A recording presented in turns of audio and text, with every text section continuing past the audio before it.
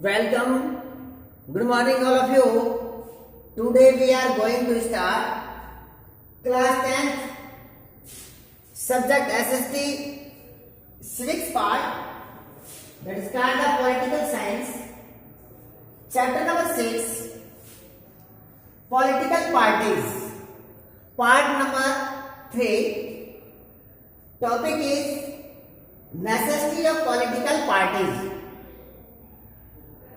Today we discuss the topic is necessity of political parties. आज हम पढ़ेंगे कि पॉलिटिकल पार्टीज की क्यों हमें नेसेसिटी होती है, जरूरत होती है. ये जो टॉपिक्स है, हमारा जो प्रीवियस जो टॉपिक्स था कि why do we need the political parties, कि हमें पॉलिटिकल पार्टी की क्यों आवश्यकता है, उससे बिल्कुल रिलेटेड है. बिल्कुल थोड़ा सा इसमें डिफरेंस है कि जो पॉलिटिकल पार्टीज है किस किस बेस पे हमें बहुत ही नेसेसिटी होती है. तो आज हम डिस्कशन करेंगे कि necessity of the political party, कि एक डेमोक्रेटिक कंट्री के लिए एक पॉलिटिकल पार्टी क्यों जरूरी है, कौन कौन से उसके रीजंस हो सकते हैं जो हमें बहुत ही जरूरी है. Political parties are needed because they perform variety of functions. Political parties are needed. Political party इसलिए हमें नीड है, इसलिए हमें जरूरी है क्योंकि they perform variety of function. क्योंकि किसी भी पॉलिटिकल पार्टीज के जो फंक्शंस हैं वे डिफरेंट फंक्शंस होते हैं, डिफरेंट टाइप्स के फंक्शंस होते हैं जिनको फुलफिल करने के लिए उसलिए हमें पॉलिटिकल पार्टीज की भी जरूरत होती है. Modern democracies can not exist without political party. बिल्कुल सही है कि मॉडर्न डेमोक्रेसी, अगर हम आधुनिक लोकतांत्रिक देशों में देखें और आधुनिक लोकतंत्र को अगर हम देखते हैं तो मॉडर्न जो डेमोक्रेसी है वो विदाउट पॉलिटिकल पार्टीज के ऐसा यानी कि लोकतंत्र हम उसे नहीं कह सकते. क्योंकि जैसे प्रीवियस हमने वीडियोज में देखा था कि डेमोक्रेसी है इसलिए पॉलिटिकल पार्टीज है. ये नहीं है कि पॉलिटिकल पार्टी है इसलिए डेमोक्रेसी है. पहले हमारा डेमोक्रेसी है और उसके बाद में पॉलिटिकल पार्टी है. तो एट फर्स्ट डेमोक्रेसी होना चाहिए और डेमोक्रेसी होगी तभी पॉलिटिकल पार्टी होगी. ऐसा नहीं है कि पॉलिटिकल पार्टीज है डेमोक्रेसी नहीं है, तो ऐसा नहीं होगा. इसलिए किसी भी पॉलिटिकल जो पार्टीज है तो उसका जो हम फंक्शंस है उसको फुलफिल करने के लिए साथ में मॉडर्न डेमोक्रेसी जो है वो विदाउट पॉलिटिकल पार्टीज के एग्जिस्ट नहीं हो सकती, नहीं चल सकती. उसकी हम इमेजिन भी नहीं कर सकते. Imagine a situation without political parties are following. Imagine करते हैं, मान लीजिए इमेजिन कह रहा है कि इमेजिन ए सिचुएशन, मान लीजिए कोई एक ऐसी सिचुएशन बनती है कि जहां पर पॉलिटिकल पार्टीज नहीं है. अगर मान लीजिए कहीं पर डेमोक्रेसी है या वहां पर पॉलिटिकल पार्टीज है नहीं, तो पॉलिटिकल पार्टीज नहीं है तो वहां पर किस प्रकार की सिचुएशंस कंडीशंस होंगी, किस प्रकार से कंडीशंस होंगी. वो जो कंट्री है वहां की जो शासन व्यवस्था है, वहां की जो गवर्नमेंट्स है, किस प्रकार से रन द गवर्नमेंट्स होगा, तो क्या क्या सिचुएशन क्रिएटेड होंगे उसको हम देखते हैं, एक इमेजिन करते हैं. जो कौन कौन सी है वे हैं फॉलोइंग जो नीचे दी गई है. नंबर 1, जैसे every candidate in the election will be independent. सबसे पहले अगर एक इमेजिन करें, इमेजिन ए सिचुएशन, हम एक इमेजिन करें, कल्पना करें, एक सिचुएशन देख रहे हैं किसके लिए, विदाउट पॉलिटिकल पार्टी. अगर पॉलिटिकल पार्टीज नहीं है, पॉलिटिकल पार्टीज नहीं है तो उसके बिना किस प्रकार की हम कल्पना कर सकते हैं.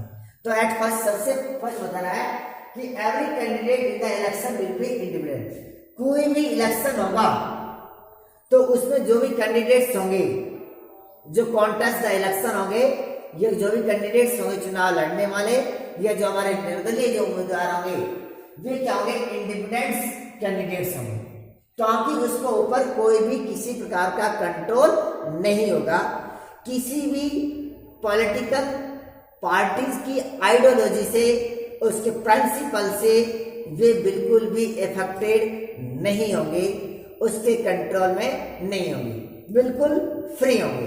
तो फर्स्ट पॉइंट तो ये है कि every candidate in the election will be independent, बिल्कुल स्वतंत्र होंगे, फ्रीडम होंगे, वे किसी के कंट्रोल में नहीं होंगे, वे अपने ओपिनियन, अपनी जो राय है, सजेशन स्वयं के ऊपर जो सोचेंगे उसको करेंगे।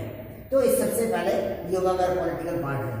Next, no one will be able to make any promise, कोई भी पॉलिटिकल पार्टीज का जो कैंडिडेट्स है जब वे स्वतंत्र होंगे, इंडिपेंडेंट होंगे, तो no one will be able to make any promise, तो कोई भी डिसीजन लेने के लिए वे एबल नहीं होंगे, सक्षम नहीं होंगे to the people about many major policy change, न तो कोई भी वे पॉलिसीज है, कोई प्रोविज है, उसके लेने के लिए वे तैयार होंगे या एबल होंगे, न है किसी भी मेजर पॉलिसीज को चेंजिंग कराने में उसमें एक एबिलिटी होगी।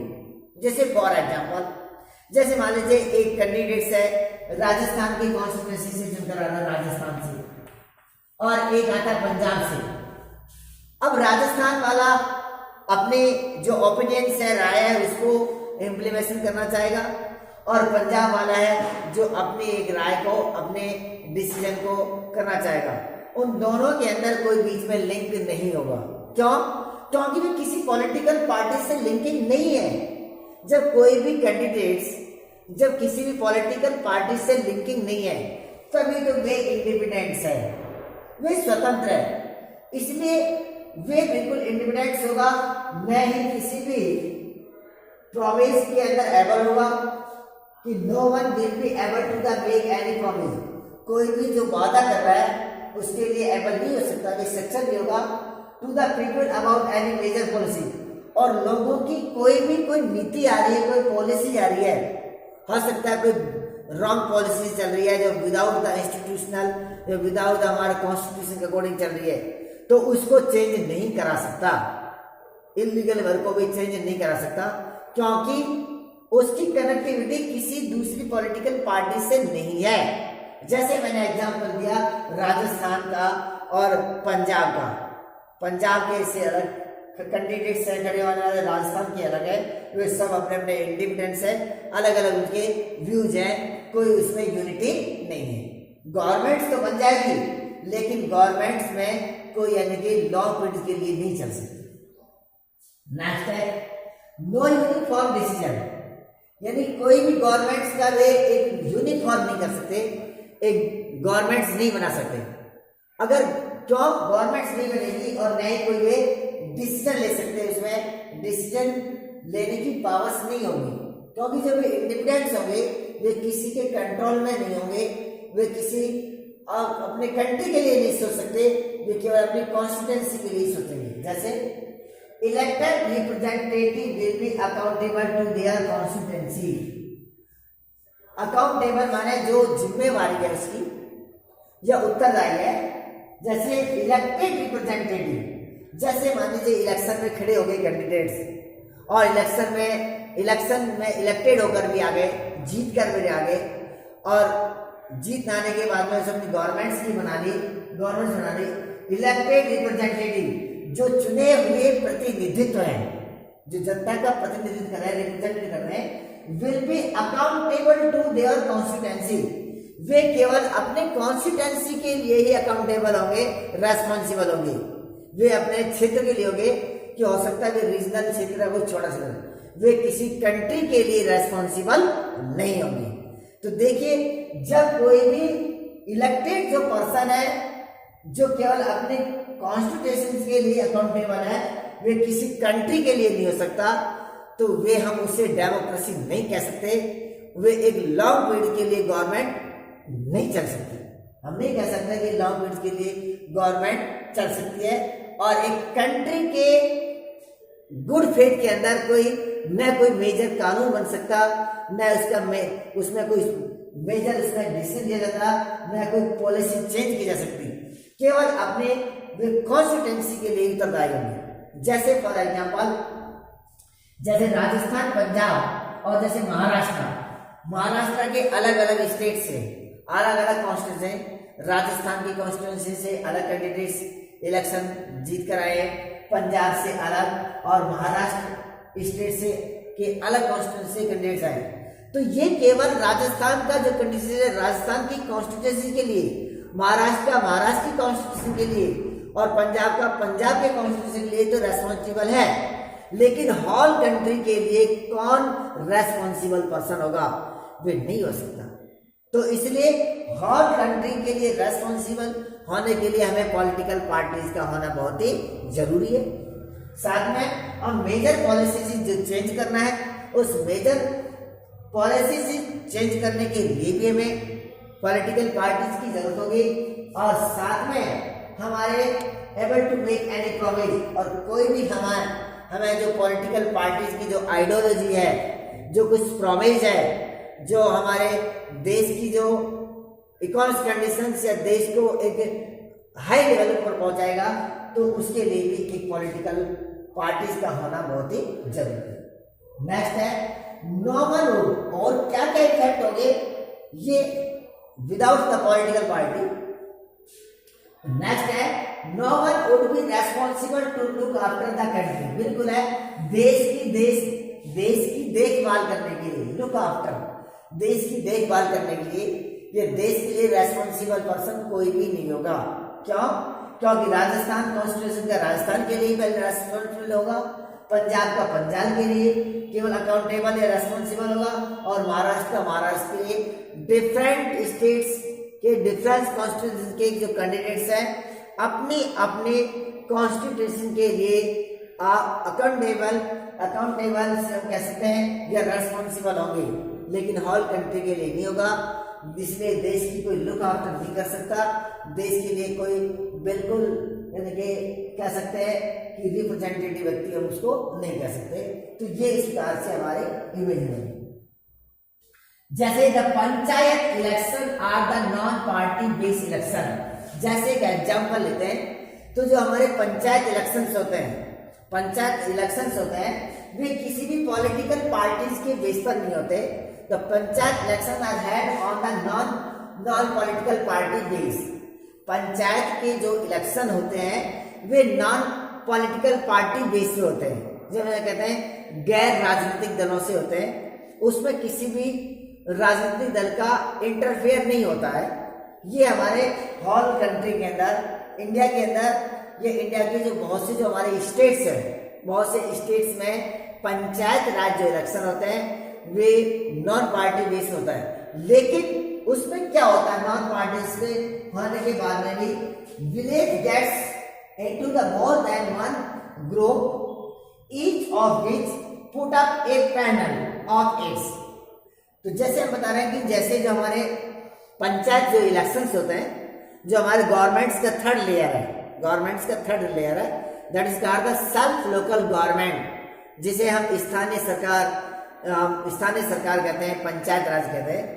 तो अगर जैसे हमारे इंडिया के अंदर बहुत से स्टेट्स के अंदर जो पंचायत राज जो पंचायत जो इलेक्शन होते हैं वे नॉन पार्टी बेस पे होते हैं, तो ये तो निश्चित है कि उसमें किसी भी पॉलिटिकल पार्टी के कैंडिडेट्स उम्मीदवार को कॉन्टेस्ट इलेक्शन नहीं किया जाता।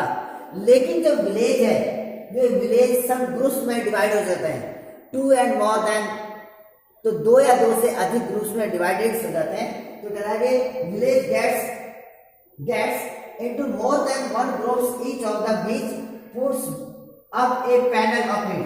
तो प्रत्येक जो ग्रुप्स जो बढ़ जाता है, जैसे 2 या 2 से अधिक ग्रुप्स, या हम कह सकते हैं उसको खेमा में बढ़ जाता है, एक संगठन में बढ़ जाता है, और अपने ग्रुप्स के लोग अपने अपने पैनल्स के कैंडिडेट्स को इलेक्शन उतारते हैं, अपने अपने पैनल्स बनाते हैं, अपने अपने उम्मीदवार जो कैंडिडेट्स है उसको कॉन्टेस्ट इलेक्शन के लिए करते हैं, जिसके अंदर गांव जो है, विलेज है, वे ग्रुप्स में डिवाइडेड होता है, उनके अलग अलग अपनी ओपिनियंस होती है, थिंकिंग्स होती है, और उसके अपने अपने कुछ एक प्रोविजन होते हैं अलग अलग ग्रुप्स के कि हाँ हम इस प्रकार से विलेज को डेवलपमेंट करने के लिए काम करेंगे।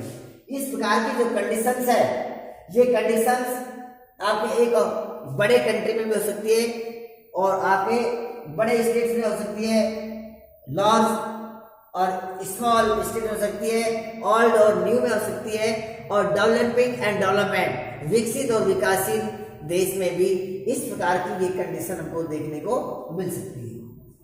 पैनल्स, तो large society needs a mechanism to support और रेस्ट्रिक्ट द गवर्नमेंट। अब सबसे बड़ा इसमें ये भी आ जाता है कि जो लार्ज सोसाइटी है, इससे पहले हम देखते हैं कि हमारा रिप्रेजेंटेटिव डेमोक्रेसी, जो हमारा रिप्रेजेंटेटिव डेमोक्रेसी है, जिसको हम कहते हैं representative democracy. Representative democracy means होता है प्रतिनिधित्व जो लोकतंत्र है, क्योंकि जो रिप्रेजेंटेटिव डेमोक्रेसी है मॉडर्न टाइम में रिप्रेजेंटेटिव डेमोक्रेसी की बहुत ही जरूरत है, क्योंकि जो बड़ी बड़ी सोसाइटीज है उन बड़ी बड़ी सोसाइटी के जो अपना रिप्रेजेंटेटिव को भेजते हैं, जैसे हमारे कॉन्स्टिट्यूंसी होती है, जैसे हमारी पार्लियामेंट्स हो सकती है या हमारा कोई लेजिस्लेचर असेंबलीज होती है, तो उसमें बड़ी बड़ी सोसाइटी है अपने रिप्रेजेंटेटिव को भेजती है अपने वर्क के लिए, जिनकी अपनी कुछ एक आइडियोलॉजी होती है, जिनको कुछ प्रिंसिपल्स होते हैं, जिनको इम्प्लीमेशन करवाने होते हैं।